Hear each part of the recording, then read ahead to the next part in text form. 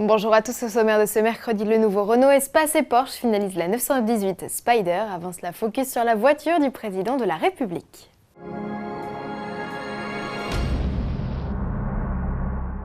Cela n'a pas dû vous échapper, la nouvelle voiture présidentielle est une Citroën DS5 hybride. Après la passation de pouvoir avec Nicolas Sarkozy, François Hollande a pris place dans le nouveau fleuron de la marque au chevron.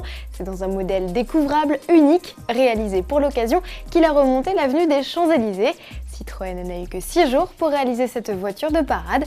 Le feu vert de l'Élysée n'a en effet été donné que le 9 mai dernier, soit 3 jours après l'élection présidentielle. Les modifications ont été opérées par une société extérieure. Elle consiste en une suppression du toit vitré panoramique au profit d'un toit en toile qui coulisse le long des montants à la façon d'une C3 plurielle. C'est cette cinématique que l'on devrait retrouver à la rentrée sur la DS3.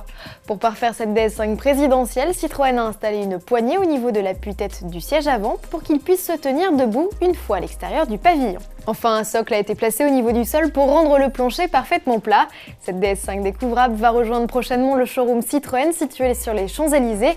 Ce dernier accueille jusqu'à la mi-juin une exposition consacrée aux voitures des présidents de la République. Pour ses déplacements courants, François Hollande utilisera une DS5 de série, enfin presque. On imagine qu'elle devrait recevoir quelques équipements de blindage, un poids supplémentaire qui pourrait quelque peu handicaper le moteur électrique de la berline, à moins que Citroën ait prévu de rajouter quelques chevaux de plus. Le doyen de la gamme Renault s'offre un énième repoudrage, c'est le 3e restylage pour l'espace depuis le lancement de cette 4e mouture en 2002. Alors quoi de neuf ? Rien de flagrant, on remarque seulement l'arrivée d'un logo central plus imposant à l'image du concept Désir. Celui-ci est positionné sur un bandeau noir rehaussé de barrettes chromées. La partie inférieure du bouclier abandonne son dessin coupe-frites au profit de barres parallèles. Renault livrera plus de détails sur son monospace Star début juillet. Dernière ligne droite pour la 918 Spider, Porsche a publié de nouveaux clichés de la remplaçante de la Carrera GT. La sportive laisse cette fois entrevoir les lignes définitives de sa carrosserie, des courbes très proches du concept présenté en mars 2010.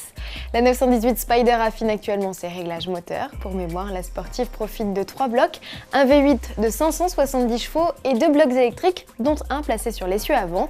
Puissance combinée délivrée, plus de 770 chevaux. La barre des 100 km/h serait atteinte en moins de 3 secondes, tandis que la vitesse maxi plafonnerait à 325 km/h. Parmi les autres détails récemment livrés par Porsche, la présence de roues arrière directrices ou encore de sorties d'échappement placées sur le capot moteur. La production du Spider biplace sera lancée en septembre 2013. Porsche assure pouvoir livrer les heureux propriétaires qui auront déboursé quelques 775 000 € dès la fin de l'année. À demain.